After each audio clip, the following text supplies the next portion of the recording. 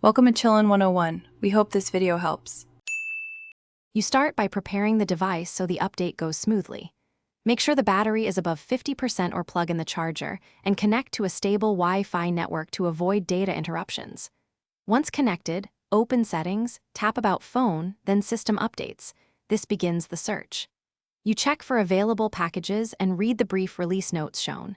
If a download appears, tap Download Now. This ensures the update files arrive before the install step. You monitor the download progress and let it reach 100% before installing.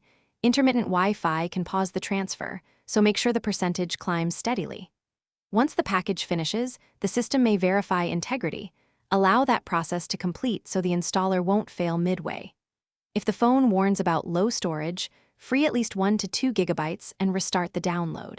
When prompts request permissions or a restart, accept them. This moves you to the actual installation phase. You now tap Install and the device reboots to apply the update. This may take 10 to 30 minutes depending on the package. Make sure you do not power off or interrupt the process. Letting it finish prevents software corruption. Once the phone restarts, verify the new build in Settings About Phone and check Core Apps. If the update fails or the phone loops, boot into recovery, clear the system cache, then retry the update. This often resolves installer conflicts without data loss. Thanks for watching. Consider subscribing if we helped you.